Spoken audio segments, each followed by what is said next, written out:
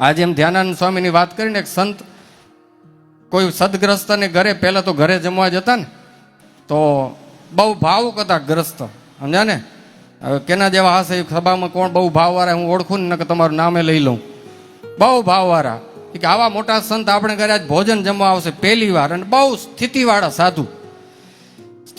સાધુ ઘરે ભોજન જમ્યા, જાત જાતના ભોજન બનાવે. એમાં એ ભક્તના ઘરવાળા હતા ને એને જલેબી બનાવતા બહુ સારી આવડતી હતી. એવી મસ્ત મજાની ઘૂંસણા વાળી, એમ બે ત્રણ આટા મારે એમ નહીં, આવડી મોટી જલેબી, અને એવી એની કારીગરી સમજ્યા ને, ઘૂંસડા કરીને ભાવથી ઠાકોરજીને થાળ જમાડ્યો. અને પછી સંત મહાત્માને બધો ભોજન પીરસે, એમાં જલેબી પીરસી. જલેબી જમી લીધી, બધું ભોજન જમીને પછી પરિવારની એક સભા થઈ. સભા થઈને છેલ્લે બધા કે મહાત્માજી હવે કંઈક ઉપદેશ દેતા જાઓ, આવ્યા હો તો. સંત મહાત્માએ કીધું, જો ઉપદેશ તો હું ઘણો દઉં છું બધાને, પણ તમને આજે ત્યાં ભોજન બનાવ્યા હતા ને એમાંથી જે ઉપદેશ મને મળી ગયો જમતા જમતા એ દઈ દઉં કે. તો એ તો કે પ્રેક્ટિકલ કહેવાશે શું. બધા બેઠા હતા. મહાત્માએ કીધું જલેબી લઈ આવો તો બહુ સારી હતી કે. તો જલેબી બધી તો વપરાણી ન હોય, પીરસવામાં વધી હોય ને, એક જલેબીનું મસ્ત ગૂંચડું લઈ આવ્યા. મહાત્માએ હાથમાં પકડીને પ્રેક્ટિકલ જ્ઞાન દીધું.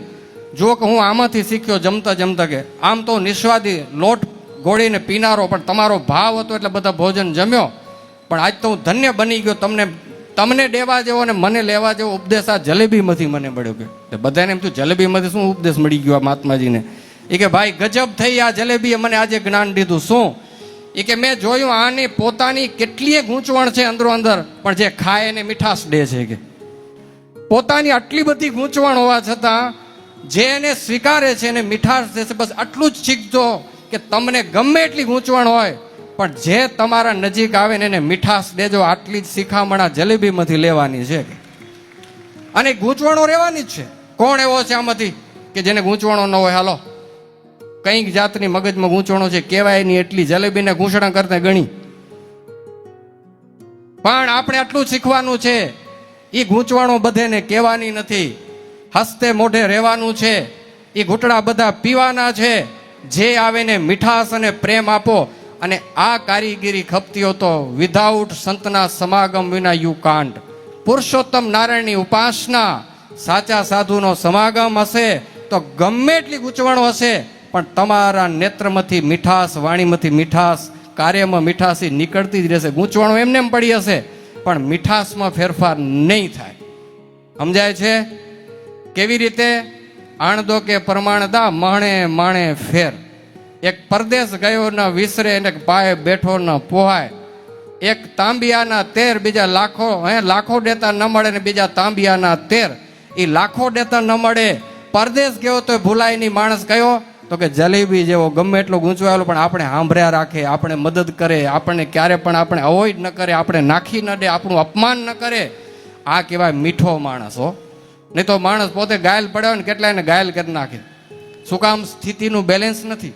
જરાક કંઈક થાય ને ભડકો કરી નાખે, જાવ કરી નાખે. શું કામ? સ્થિતિ ચૂકી ગયા. અને આ કરવું તો એવા સ્થિતિવાળા સાધુનો સમાગમ કરવો પડે કે ગમે એવી વિકટ પરિસ્થિતિઓમાં એક સ્થિતિ રાખતા હોય. ગમે એટલું અપમાન થઈ ગયું હોય ને કોઈ દિવસ એનો બદલો ન લ્યો. તમે કંઈક એનું કરી નાખ્યું હોય ને કોઈથી સંભળાવે નહીં તમને.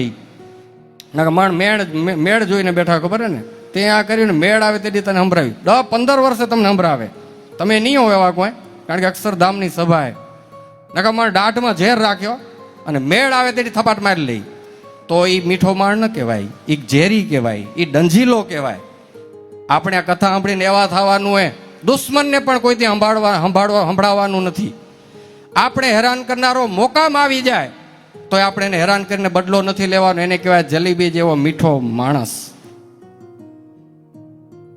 અસ્વસ્થતામાં હાથમાં આવી ગયો તો અર્જુન પકડીને લઈ આવ્યો. કૃષ્ણે કીધું મારી નાખ આને તલવારથી, તારા છોરાને 5 મારી નાખ કે. અર્જુન કે ના, મારથી નહીં થાય કે. મારો ગુરુભાઈ, એમ એક ગુરુ પાસે ભણે, મારથી નહીં થાય. તો કે મેળ આવ્યો બદલો લેવાનો, લઈ લે બદલો. તારા 5 માર્યા એને, નિર્દોષ માસૂમ 5 છોકરા તારા મારી નાખ્યા, મારી નાખ. ભગવાન કેરા માથે ઉભા રહીને. અર્જુન કે નો.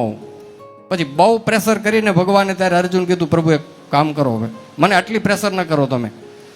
એના કરતા હું જેમ 5 બાળકોનો બાપ છું તો એની મા પણ ત્યાં બેઠી, એકને આપણે મામલો લઈ આવીએ ને એ શું કરે છે જોઈ કે. અને એને જ ધસડીને લઈ ગયા. ક્યાં? કોની પાસે લઈ ગયા?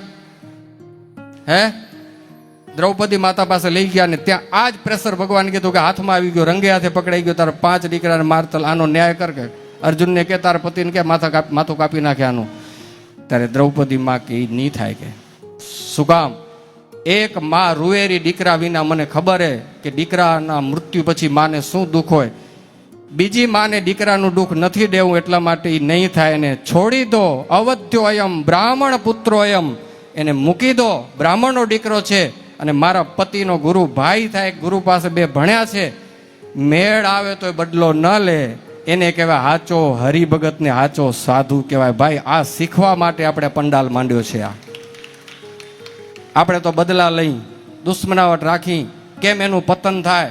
છેલ્લી બાકીને છોરાને હગાઈ આંધા થવા ન દે. લો ખાર પડ્યા હોય તો ધંધા હાલવા ન દે, ધંધા તોડી નાખે. શું કામ? મેં ખાર પડ્યા હતી. તો ખાર અને વેર હોય સાચો સંત કે હરિભગત ન કહેવાય. હવે આવું થવું હોય તો આપણે કેવું થવું હોય? નિર્વૈર હૃદય અજાત શત્રુવે નમઃ. અજાત શત્રુ બનવાનું છે આપણે. તો કેમ બનાવશે?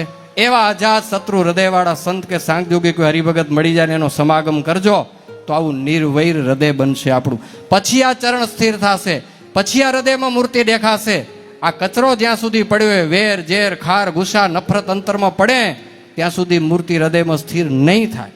પેલો આ બધો ઘસીઓ કાઢવો પડશે. તો ચાલો, વાતો તો ઘણી છે પણ આટલી જલેબી યાદ આવી એટલે મેં જરાક મીઠી વાત તમને કહી દીધી. થોડી લાંબી થઈ હશે, સોરી. પણ ગમે તો હૃદયમાં રાખજો, બહુ ગમે તો લાઈક કરજો ને વધારે ગમે તો શેર કરજો. બરોબર ને? એટલું તમને કીધું.